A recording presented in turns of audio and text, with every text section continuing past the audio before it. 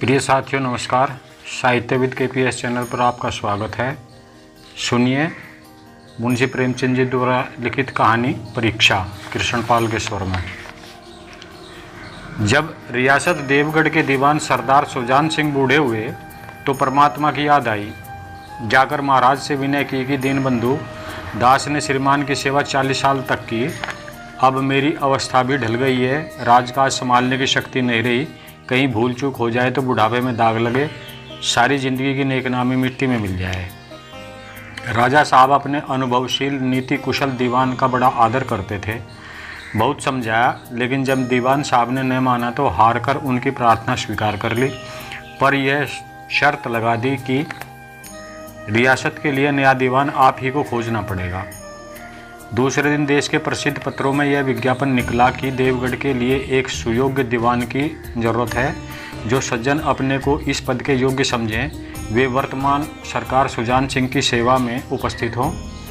यह जरूरी नहीं कि वे ग्रेजुएट हों, मगर हष्ट पुष्ट होना आवश्यक है। मंदाग्नि के मरीज को यहाँ तक कष्ट उठाने की कोई आवश्यकता नहीं है। 1 महीने तक उम्मीदवारों के रहन सहन आचार विचार की देखभाल की जाएगी। विद्या का कम परंतु कर्तव्य का अधिक विचार किया जाएगा।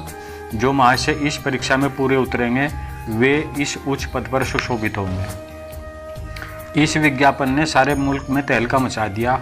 ऐसा ऊंचा पद और किसी प्रकार की कैद नहीं, केवल नसीब का खेल है। सैकड़ों आदमी अपना अपना भाग्य परखने के लिए चल पड़े। देवगढ़ में नए नए और रंग बिरंगे मनुष्य दिखाई देने लगे। प्रत्येक रेलगाड़ी से उम्मीदवारों का एक मेला सा उतरता। कोई पंजाब से चला आता था, कोई मद्रास से, कोई फैशन का प्रेमी, कोई पुरानी सादगी पर मिटा हुआ। पंडितों और मौलवियों को भी अपने अपने भाग्य की परीक्षा करने का अवसर मिला। बेचारे सनद के नाम पर रोया करते थे, यहाँ उनकी कोई ज़रूरत ही नहीं थी। रंगीन इमामे, चोगे और नाना प्रकार के अंगरखे और कंटोप देवगढ़ में अपनी सजधज दिखाने लगे। लेकिन सबसे विशेष संख्या ग्रेजुएटों की थी, क्योंकि सनद की कैद न होने पर भी सनद से पर्दा तो ढका ही रहता है। सरदार सुजान सिंह ने इन महानुभावों के आदर सत्कार का बड़ा अच्छा प्रबंध कर दिया था। लोग अपने अपने कमरों में बैठे हुए रोजेदार मुसलमानों की तरह महीने के दिन गिना करते थे। हर एक मनुष्य अपने जीवन को अपनी बुद्धि के अनुसार अच्छे रूप में दिखाने की कोशिश करता था। मिस्टर ए 9 बजे दिन तक सोया करते थे। आजकल वे बगीचे में टहलते हुए उषा का दर्शन करते थे। मिस्टर बैज को हुक्का पीने की लत थी, पर आजकल बहुत रात गए किवाड़ बंद करके अंधेरे में सिगार पीते थे। मिस्टर द से और जय से उनके घरों पर नौकरियों की नाक में दम था, लेकिन ये सज्जन आजकल आप और जनाब के बगैर नौकरों से बातचीत नहीं करते थे। माशय कै नास्तिक थे, अक्षले के उपासक, मगर आजकल उनकी धर्मनिष्ठता देखकर मंदिर के पुजारी को पदच्युत हो जाने की शंका लगी रहती थी। मिस्टर ले को किताब से घृणा थी, परंतु आजकल बड़े बड़े ग्रंथ देखने पढ़ने में डूबे रहते थे। जिससे बात कीजिए वह नम्रता और सदाचार का देवता बना मालूम देता था। शर्मा जी घड़ी रात से ही वेद मंत्र पढ़ने में लगते थे और मौलवी साहब को नमाज और तलावत के सिवा और कोई काम न था। लोग समझते थे कि 1 महीने का झंझट है, किसी तरह काट लें, कहीं कार्य सिद्ध हो गया तो कौन पूछता है। लेकिन मनुष्यों का वह बूढ़ा जोरी आड़ में बैठा हुआ देख रहा था कि इन बगुलों में हंस कहाँ छिपा हुआ है। एक दिन नए फैशन वालों को सूझी कि आपस में हॉकी का खेल हो जाए। यह प्रस्ताव हॉकी के मंझे हुए खिलाड़ियों ने पेश किया। यह भी तो आखिर एक विद्या है, इसे क्यों छिपा रखें। संभव है कुछ हाथों की सफाई ही काम कर जाए। चलिए तय हो गया, फील्ड बन गई, खेल शुरू हो गया और गेंद किसी दफ्तर के अप्रेंटिस की तरह ठोकरें खाने लगी। रियासत देवगढ़ में यह खेल बिल्कुल निराली बात थी। पढ़े लिखे भले मानुस लोग शतरंज और ताश जैसे गंभीर खेल खेलते थे। दौड़ कूद के खेल बच्चों के खेल समझे जाते थे। खेल बड़े उत्साह से जारी था। धावे के लोग जब गेंद को लेकर तेजी से उड़ते तो ऐसा जान पड़ता था कि कोई लहर बढ़ती चली आती है, लेकिन दूसरी ओर के खिलाड़ी इस बढ़ती हुई लहर को इस तरह रोक लेते थे कि मानो लोहे की दीवार है। संध्या तक यही धूमधाम रही। लोग पसीने से तर हो गए। खून की गर्मी आंख और चेहरे से झलक रही थी। हाँफते हाँफते बेदम हो गए, लेकिन हार जीत का निर्णय न हो सका। अंधेरा हो गया था। इस मैदान से जरा दूर हटकर एक नाला था। उस पर कोई पुल ना था। पथिकों को नाले में से चलकर आना पड़ता था। खेल अभी बंद ही हुआ था और खिलाड़ी लोग बैठे दम ले रहे थे कि एक किसान अनाज से भरी हुई गाड़ी लिए हुए उस नाले में आया। लेकिन कुछ तो नाले में कीचड़ और कुछ उसकी चढ़ाई इतनी ऊंची थी कि गाड़ी ऊपर न चढ़ सकती थी। वह कभी बैलों को ललकारता, कभी पहिए को हाथ से ढकेलता, लेकिन बोझ अधिक था और बैल कमज़ोर। गाड़ी ऊपर को न चढ़ती और न चढ़ती थी, तो कुछ दूर चढ़कर फिर खिसक कर नीचे पहुंच जाती थी। किसान बार बार जोर लगाता और बार बार झुंझलाकर बैलों को मारता, लेकिन गाड़ी उभरने का नाम नहीं लेती। बेचारा इधर उधर निराश होकर ताकता, मगर वहाँ कोई सहायक भी न नजर आता। गाड़ी को अकेले छोड़कर कहीं जा भी नहीं सकता। बड़ी आपत्ति में फंसा हुआ था। इसी बीच में खिलाड़ी हाथों में डंडे लिए हुए घूमते घामते उधर से निकले।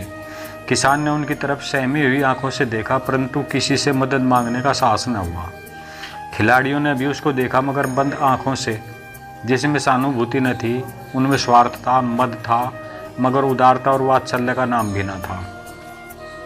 लेकिन उसी समूह में एक ऐसा मनुष्य था जिसके हृदय में दया थी और साहस था। आज हॉकी खेलते हुए उसके पैरों में चोट लग गई थी। लंगड़ाता हुआ धीरे धीरे चला आता था। अकस्मात उसकी निगाह गाड़ी पर पड़ी, ठिठक गया।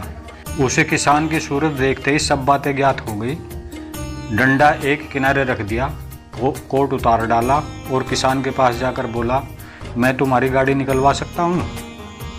किसान ने देखा एक गठे हुए बदन का लंबा आदमी सामने खड़ा है। झुककर बोला, हुजूर, मैं आपसे कैसे कहूँ? युवक ने कहा, मालूम होता है तुम यहाँ बड़ी देर से फंसे हो। अच्छा, तुम गाड़ी पर जाकर बैठो, बैलों को साधो, मैं पहिए को ढकेलता हूँ, अभी गाड़ी ऊपर चढ़ जाती है। किसान गाड़ी पर जा बैठा। युवक ने पहिए को जोर लगाकर उकसाया। कीचड़ बहुत ज़्यादा था। वह घुटने तक जमीन में गड़ गया, लेकिन हिम्मत न हारी। उसने फिर जोर किया। उधर किसान ने बैलों को ललकारा। बैलों को सहारा मिला, हिम्मत बंध गई। उन्होंने कंधे झुकाकर एक बार जोर किया तो गाड़ी नाले से ऊपर आ गई। किसान युवक के सामने हाथ जोड़कर खड़ा हो गया। बोला, महाराज, आपने आज मुझे उबार लिया, नहीं तो सारी रात मुझे यहीं बैठना पड़ता। युवक ने हंसकर कहा, अब मुझे कुछ इनाम देते हो? किसान ने गंभीर भाव से कहा, नारायण चाहेंगे तो दीवानी आपको ही मिलेगी।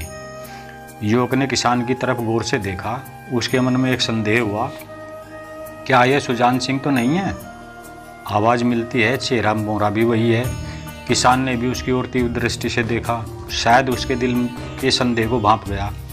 मुस्कुराकर बोला, गहरे पानी में बैठने से ही मोती मिलता है। निदान महीना पूरा हुआ, चुनाव का दिन आ पहुंचा। उम्मीदवार लोग प्रातःकाल से ही अपनी किस्मतों को फैसला सुनने के लिए उत्सुक थे। दिन काटना पहाड़ हो गया। प्रत्येक के चेहरे पर आशा और निराशा के रंग आते थे। नहीं मालूम आज किसके नसीब जागेंगे, न जाने किस पर लक्ष्मी की कृपा दृष्टि होगी। संध्या समय राजा साहब का दरबार सजाया गया। शहर के रईस और धनाढ्य लोग, राज्य के कर्मचारी और दरबारी तथा दीवानी के उम्मीदवारों का समूह, सब रंग बिरंगी सज धज बनाए दरबार में विराजे। उम्मीदवारों के कलेजे धड़क रहे थे। जब सरदार सुजान सिंह ने खड़े होकर कहा, मेरे दीवानी के उम्मीदवार महाशयों, मैंने आप लोगों को जो कष्ट दिया है उसके लिए मुझे क्षमा कीजिए। इस पद के लिए ऐसे पुरुष की आवश्यकता थी जिसके हृदय में दया हो और साथ साथ आत्मबल भी हो। हृदय वह जो उदार हो, आत्मबल वह जो आपत्ति का वीरता के साथ सामना कर सके। और रियासत के सौभाग्य से हमें ऐसा पुरुष मिल गया। ऐसे गुण वाले संसार में कम हैं, और जो हैं वे कीर्ति और मान के शिखर पर बैठे हुए हैं, उन तक हमारी पहुंच नहीं।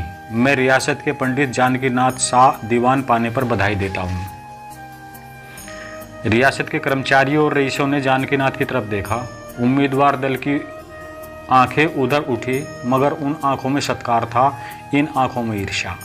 सरदार साहब ने फिर फरमाया, आप लोगों को यह स्वीकार करने में कोई आपत्ति न होगी कि जो पुरुष स्वयं जख्मी होकर भी एक गरीब किसान की भरी हुई गाड़ी को दलदल से निकालकर नाले के ऊपर चढ़वा दे, उसके हृदय में साहस, आत्मबल और उदारता का वास है। ऐसा आदमी गरीबों को कभी नहीं सतावेगा। उसका संकल्प दृढ़ है। जो उसके चित्त को स्थिर रखेगा, वह चाहे धोखा खा जाए, परंतु दया और धर्म से कभी न हटेगा। प्रिय साथियों, कहानी यहीं पर समाप्त होती है। आशा है पसंद आई होगी। कृपया चैनल को लाइक शेयर अवश्य करें।